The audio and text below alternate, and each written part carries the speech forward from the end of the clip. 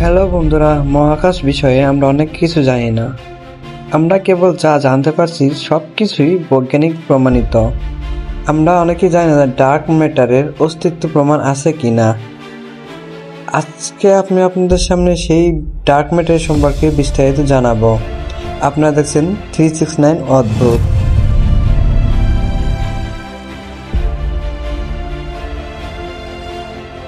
আমরা যা দেখতে পাই তা পুরো মহাবিশ্বের খুবই সামান্য অংশ। বিজ্ঞানীরা মনে করেন মহাবিশ্বে 80% এমন কিছু যা দেখা যায় না। এর নাম ডার্ক ম্যাটার। মহাকাশে আমরা যা দেখি তা কেবল দৃশ্যমান পদার্থ দিয়ে ব্যাখ্যা করা যায় না। গ্যালাক্সির চারপাশে আলো যেভাবে বেঁকে যায় তা প্রত্যাশার চেয়েও বেশি, এবং এটি ইঙ্গিত দেয় যে সেখানে অতিরিক্ত অদৃশ্য ভর আছে যা এ প্রতিক্রিয়াকে প্রভাবিত করছে। যদি আমরা কেবল দৃশ্যমান পদার্থ ধরেই হিসাব করি, তাহলে তারাগুলো তাদের নিজ নিজ গ্যালাক্সিতে যেভাবে ঘুরছে তা কোনোভাবেই মিলে না।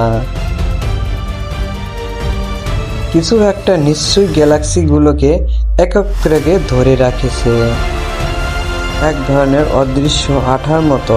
সেটি ডার্ক ম্যাটার।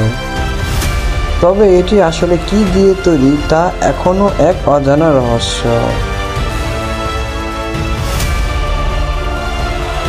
কিন্তু আমরা এর প্রভাব পরিমাপ করতে পারি। ডার্ক ম্যাটারের মহাকর্ষ আলোককে বাঁকিয়ে দেয় এবং তাকে বক্র শক্ত পথে চালিত করে।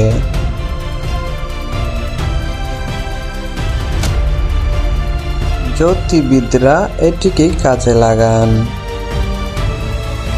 সংবেদনশীল টেলিস্কোপ দিয়ে তারা মহাকাশের নির্দিষ্ট অংশ বিশ্লেষণ করেন। দেখেন আলো কিভাবে কোটি কোটি বছর ধরে ভ্রমণ করছে।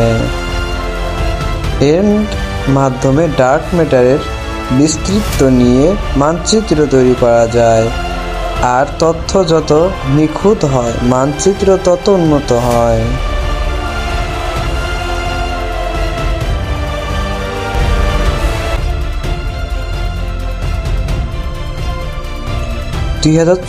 সালের ফেব্রুয়ারি থেকে ইউরোপীয় মহাকাশ টেলিস্কোপ ইউক্লিড আকাশ পর্যবেক্ষণ করছে। তার মিশন হলো গত 10 বিলিয়ন বছর ডার্ক ম্যাটার কিভাবে ছড়িয়ে পড়েছে তার একটি নির্ভুল মানচিত্র তৈরি করা। তত্ত্ব অনুযায়ী ডার্ক ম্যাটারই মহাকাশ বিশ্বের গঠন নির্ধারণ করছে। যেখানে এটি ঘন হয়ে জমাট বেঁধেছে সেখানে এর মহাকর্ষ সাধারণ পদার্থকে টেনে একত্রে নক্ষত্র, গ্যালাক্সি ও বিশাল গ্যালাক্সি ক্লাস্টার তৈরি করছে।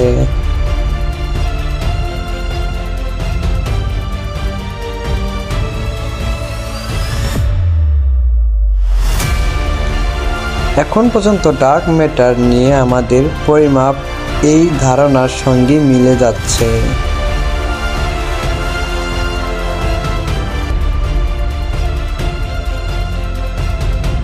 কম্পিউটার সিমুলেশন আরও একটি নিরপেক্ষ। এতে গ্যালাক্সি ও গ্যালাক্সি ক্লাস্টার কিভাবে গঠিত হয়েছে তা মডেলিং করে কয়েক বিলিয়ন বছরের ঘটনা প্রবাহ কয়েক সেকেন্ডে দেখানো হয়। ফলাফল পরিষ্কার, ডার্ক ম্যাটার ছাড়া আজকের মহাবিশ্ব এমন হতো না।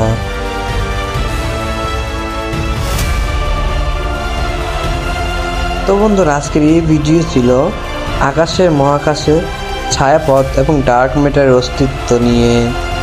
এরপরে আমি একটা নেক্সট ভিডিও আপলোড করব, ভয়েজার 1 আমাদের সোলার সিস্টেম থেকে কতটা দূরে চলে গেছে। ততক্ষণে চ্যানেলটিকে সাবস্ক্রাইব করে বেল আইকনটি বাজিয়ে দিন। সকলে ভালো থাকবেন।